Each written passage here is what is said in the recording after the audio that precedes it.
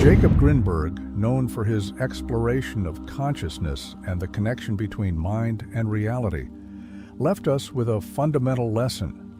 What we perceive is not a faithful reflection of the outside world, but a projection of our own internal state.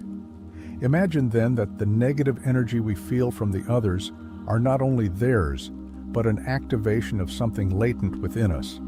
What happens if we stop resisting it and instead observe it as a mirror? Today, we will explore how this vision not only transforms our relationships, but invites us to delve deeper into our own consciousness and inner power. Have you ever felt like someone else's negative energy enters your space as if a heavy cloud took over your surroundings? It's that feeling that even though you started the day calmly, something in the encounter with another person changes everything. It was once an impatient colleague, a critical friend, or a frustrated family member. Before you know it, their bad mood seems to permeate you, disturbing your peace of mind and unleashing a chain of thoughts that you can't stop. Why does this happen? Why does the negativity of others have so much power over you? Our state of mind, the answer is not found outside of us, but within ourselves. It is easy. Believe that negative emotions invade us from the outside like an unexpected intruder. But the truth is much deeper. The energy of others can only affect us if it finds something inside us that gives it room. Perhaps it sounds strange, even unfair, but look closer. There is something.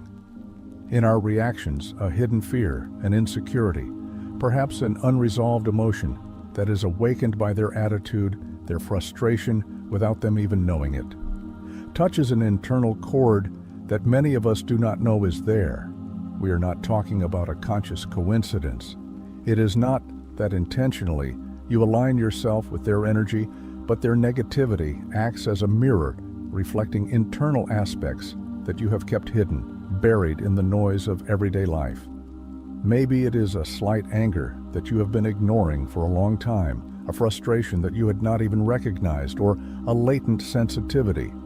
And so instead of standing firm in our peace, our reaction takes form as resistance. We push against its energy, we reject it, we confront it. But in that resistance, there is a secret. We do not dissolve it. We amplify it. Think of those moments when someone's attitude seems to ruin your day. May have been a sharp word, a harsh tone, or a gesture. Considered at that moment, something is activated within you, something that was not present a few minutes before. Why? Because its energy awakened something that was already there, waiting in the shadows. It is a cycle that, if we do not understand it, can trap us in a constant struggle with the emotions of others and with our own. The solution. Then, it is not in controlling the emotional state of others. It is not in avoiding negative people or in changing their behavior. It is in learning to anchor ourselves in our own presence, in that state of being that not swept away by external turbulence. Presence is like being a firm rock in the midst of a rough sea. Waves of emotions can hit you, even splash you, but they cannot move your core. This state does not come by chance. It requires conscious practice, a commitment to the idea that the power to maintain your peace is always within you. But how to cultivate this presence? It all begins with a pause instead of automatically reacting to negativity. Stop, breathe deeply. In that brief instant, you create a space between the stimulus and your response, a space in which you can choose. That is the power of presence. It allows you to be the observer of your reaction, not its prisoner. When your surroundings are filled with frustration or anger, you do not need to absorb its energy or resist it. Simply observe it as you would. A passing cloud in the sky presence is not an act of indifference. It is an act of full awareness. It is being completely here, fully connected with what is happening, but from a place of stability. When you practice this, something magical happens. The emotions of others lose their power over you, not because they have changed, but because you have stopped giving them the power to define your internal state. Imagine being that immovable and calm, Rock waves keep coming, but they can't drag you away. It's not easy at first. Our natural tendency is to resist, fight, push out.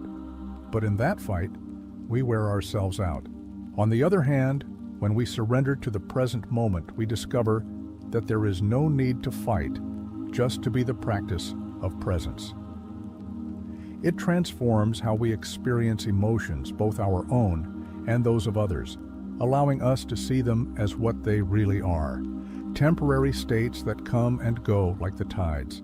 And when you choose presence, when you decide to stay anchored in your own being, you discover that no external storm can alter your inner calm. When faced with someone else's negativity, our first reaction is usually, but what if, instead of seeing it as an amen, we allowed ourselves to observe that energy from a place of compassion?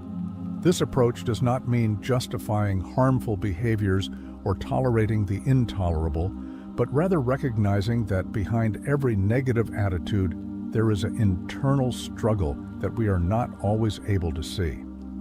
Let's think about that person who speaks to us harshly or impatiently. It is easy to perceive them as a source of conflict, but what if we try to look at them in another way?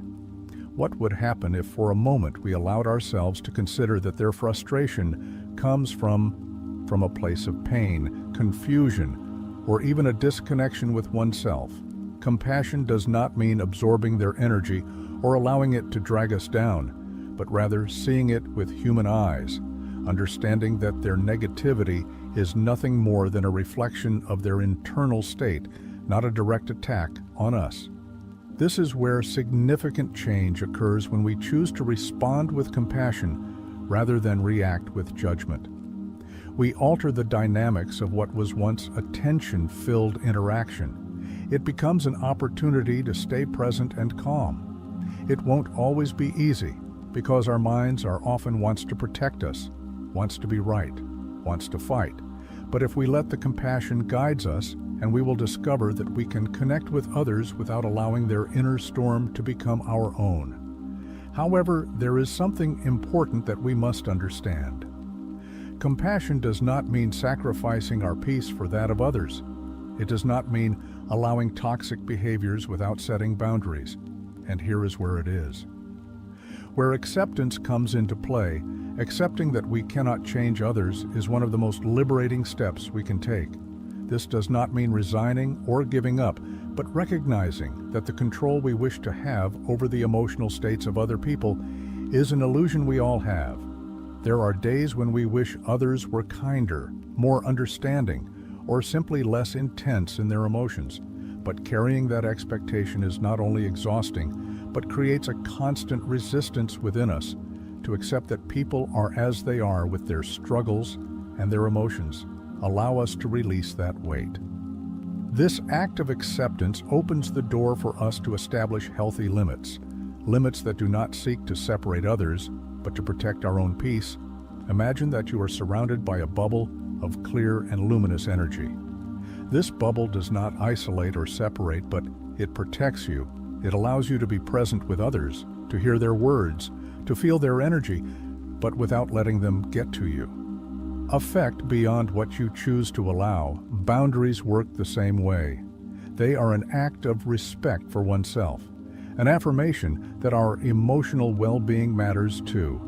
Often people who are trapped in their own negativity seek a reaction. Perhaps they do so unconsciously. But they are looking for something to hold on to, a confrontation, a validation, even your sympathy. However, when we do not feed that energy, something changes. It does not mean that their negativity disappears immediately, but without a reaction that reinforces it, it loses strength. And over time, this lack of feedback can lead them to reflect on their own behavior. But the most powerful thing about all this is not the effect it has on others, but on ourselves. Every time we choose not to react, every time we choose presence, compassion, and boundaries, we strengthen our inner peace. We discover that true change does not occur by trying to modify others, but by transforming ourselves. Instead of being victims of the emotional storms of others, we become a safe harbor, a place of calm that does not waver in the face of the winds of external negativity. This process, it leads us to a profound truth, our peace.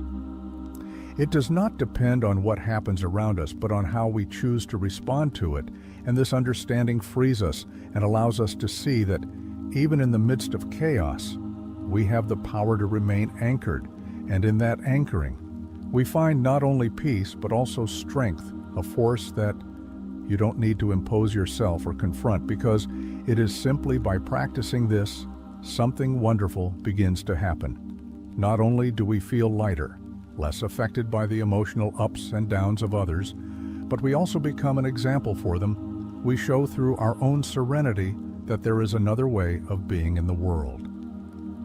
As always, it is a pleasure to have your company.